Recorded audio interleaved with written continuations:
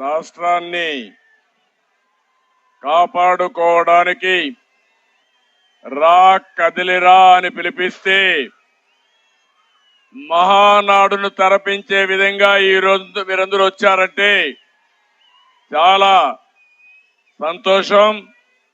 ఈరోజు చూస్తా ఉంటే రాజమండ్రి రంకేసింది, రాజమహేంద్రవరం దద్దరిల్లింది. మీ ఉత్సాహం చూస్తా ఉంటే ఒక పక్క సముద్రం, సముద్రానికంటే ఎక్కువగా జన సముద్రం మన ముందరకు వచ్చింది. మీ ఉత్సాహం, మీ కసి చూసి చెప్తున్నాను, త్వరలో మంచి రోజులు వస్తాయి. తెలుగుదేశం జనసేన గెలుపును ఎవ్వరూ ఆపలేరు, ఎవరికి ఆసక్తి లేదు. ఈ రాజమహేంద్రవరం పేరు నేనే పెట్టాను.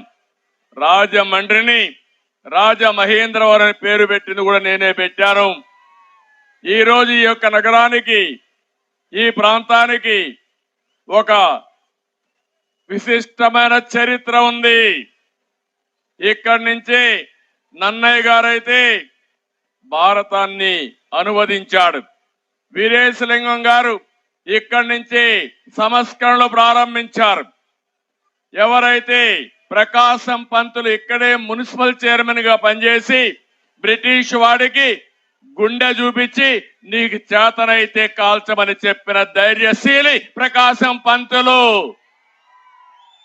అలాంటి మీ దగ్గరికి నేను వచ్చా. ఈరోజు నేను రా కదిలిరా పిలిపించాను.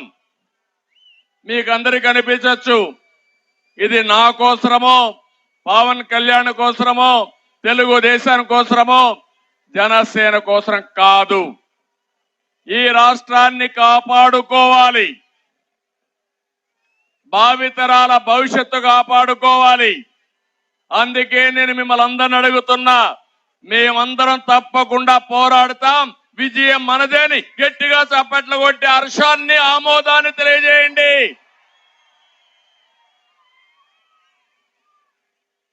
తెలుగు జాతి 10 కోట్ల జనాభా, 5 కోట్ల మంది తెలంగాణ గాని, ఇతర రాష్ట్రాల్లో గాని, ఇతర దేశాల్లో ఉన్నారు.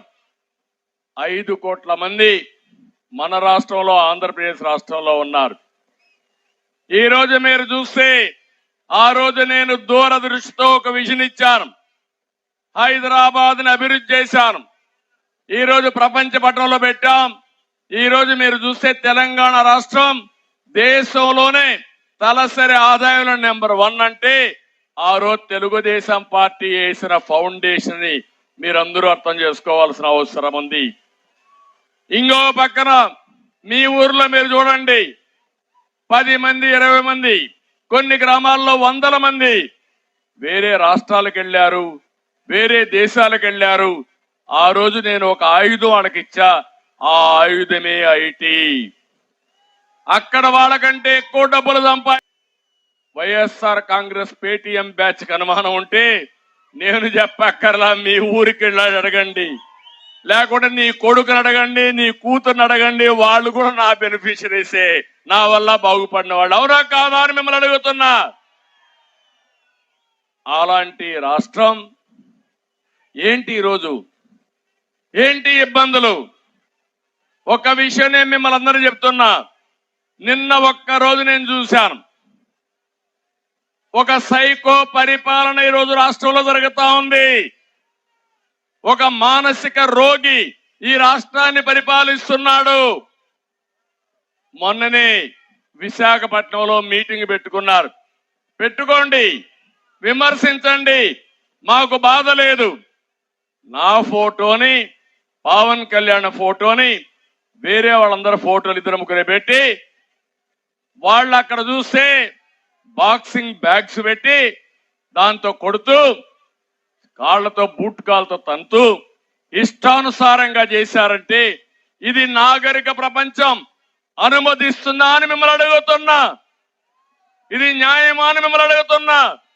నేను అడుగుతున్నా, ఇక్కడ పోలీసులు ఉన్నారు, నేను ఆ పని డయాస్ పైన పెట్టి జగన్మోహన్ రెడ్డి ఫోటోకు చేస్తే మీరు అనుమతిస్తారా అని పోలీసులు అడుగుతున్నా. చెప్పండి మీరు.